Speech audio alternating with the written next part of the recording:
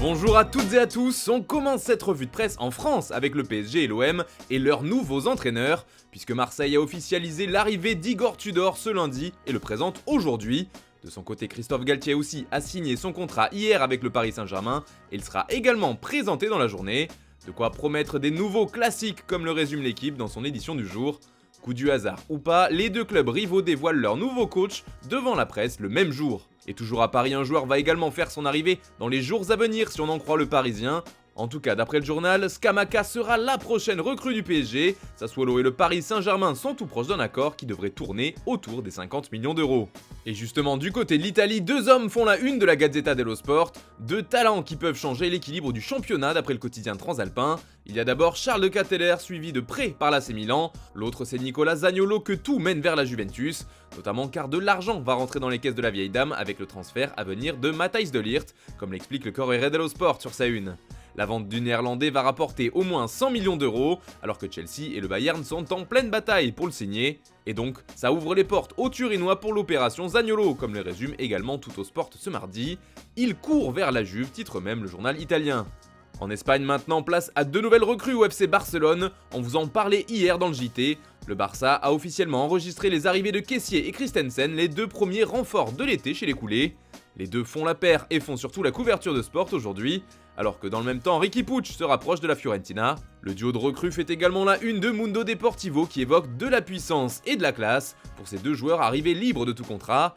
Les deux ont signé jusqu'en 2026 comme le rappelle le journal et les deux ont désormais une clause libératoire de 500 millions d'euros. On file en Angleterre où une info extra-sportive fait couler beaucoup d'encre. Une star de Première Ligue a été arrêtée chez elle à 3h du matin, en pleine nuit, rapporte The Sun. Ce joueur est suspecté dans une affaire de viol et il a été arrêté par la police chez lui alors qu'il était en train de dormir dans son manoir, précise le tabloïd. Pour l'instant, le nom du footballeur n'a pas filtré, mais le Sun explique qu'il est dans la vingtaine. C'est aussi ce qu'avance The Daily Telegraph qui a dévoilé l'information. Le quotidien précise au passage que l'arrestation s'est déroulée dans le nord de Londres, mais ce n'est pas tout. Le joueur aurait une renommée internationale et il sera sûrement au Qatar pour représenter son pays à la Coupe du Monde. On parle donc d'un joueur de top niveau qui serait suspecté, même si pour l'instant, comme je vous le disais, aucun nom n'a été évoqué par la presse anglaise.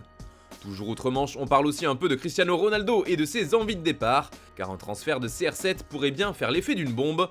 Chelsea en a conscience et pourrait bientôt passer à l'acte d'après The Guardian. Les Blues seraient en pleine réflexion et pèseraient leur offre avant de la proposer à Manchester United. Mais il reste encore à savoir si le coach Thomas Tuchel est vraiment chaud.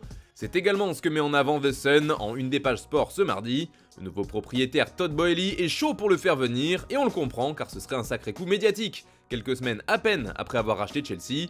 Mais, explique le tabloïd, Tuchel préfère se concentrer sur la défense et la signature de l'attaquant de City, Raheem Sterling. Un gros dilemme en perspective, mais aussi un mystère pour le Daily Mail.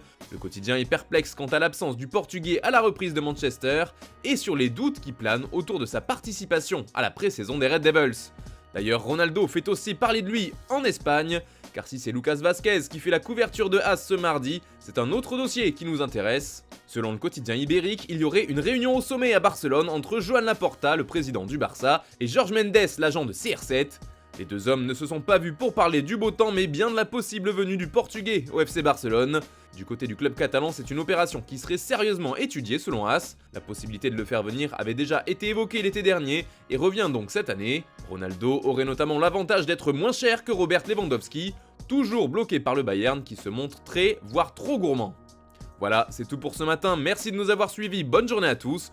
On se retrouve tout à l'heure pour un nouveau JT sur Foot Mercato.